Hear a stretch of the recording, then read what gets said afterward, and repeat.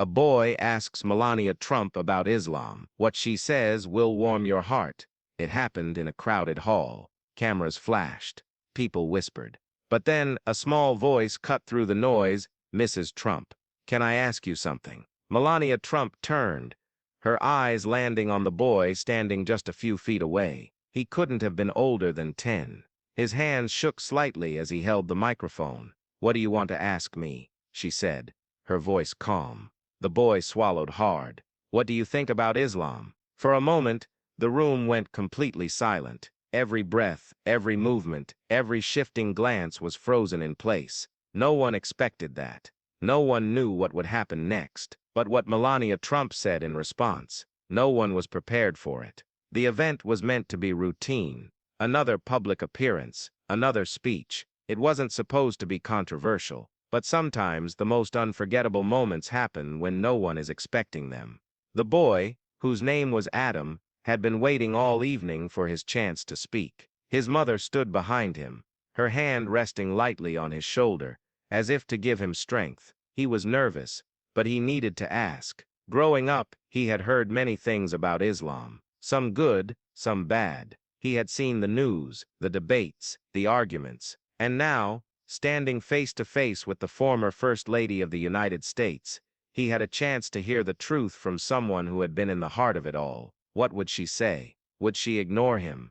Would she give a rehearsed answer? Or would she say something that would change the way he saw the world forever? For a split second, Melania Trump didn't answer, not because she was unsure, but because she understood the weight of the question. Every eye in the room was on her. Reporters raised their cameras. A few murmurs spread across the crowd. This was the kind of moment that could spark headlines. But then she smiled. Not a political smile, not the kind you see in staged photographs. This was something else, something real. She leaned slightly forward, her voice gentle but firm. That's a beautiful question, she said, and I'm very happy you asked it.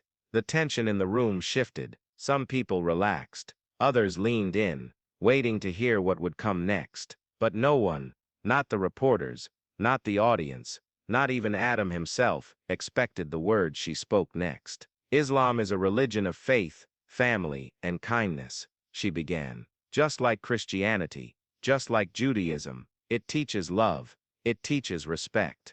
Adam's eyes widened. He hadn't expected that answer. Melania continued. You know, Adam, when I was a little girl growing up in Slovenia, I didn't know much about different religions, but as I grew older, I met people from all over the world, Muslims, Christians, Jews, and do you know what I learned? Adam shook his head. That good people are everywhere. A few people in the audience nodded. A couple of journalists scribbled furiously in their notebooks, but Melania wasn't finished.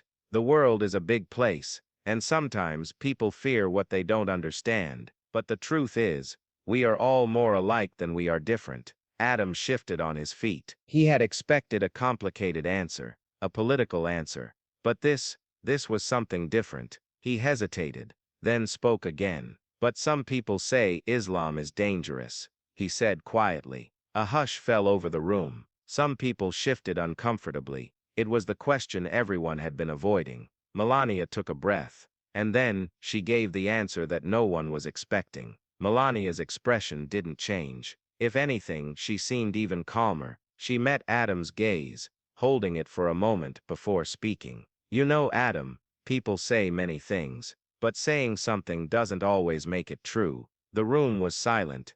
Islam is not dangerous. People can be dangerous. People can make bad choices, but that is not because of their religion. It is because of their hearts. Adam blinked. He had never heard it explained like that before. Melania continued, her voice steady. There are more than 1 billion Muslims in the world. They are mothers, fathers, teachers, doctors. They pray. They work hard. They love their families, just like you, just like me. The actions of a few do not define the many. Few people in the audience exchanged glances. Some nodded. Others looked thoughtful. For Adam, something clicked. He had always been told to see the world in black and white, good and bad, right and wrong. But now, for the first time, he was beginning to understand that things weren't that simple. But just as he was about to thank her, Melania said something that changed everything. In fact, she added, one of the kindest people I ever met was a Muslim. Adam's head tilted.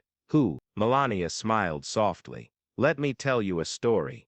The audience leaned in. The cameras zoomed closer. Years ago, before I became First Lady, I met a woman named Aisha. She was a refugee, a mother who had lost everything. But instead of giving up, she helped others. She spent her days feeding the hungry, teaching children, giving hope to people who had none.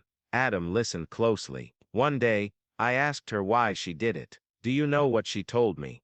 Adam shook his head. She said, because my faith teaches me that kindness is the greatest gift we can give. Silence. Then Adam spoke. I like that. Melania smiled. Me too. The room was quiet, but something had changed. The energy was different. The tension was gone. And as Adam stepped away from the microphone, his mother's hand still resting gently on his shoulder, one thing was clear. A single question had started as a spark, but now, it had become something much bigger. A conversation, a lesson, and maybe, just maybe, a new way of seeing the world. Thank you for watching, and we'll see you in the next video.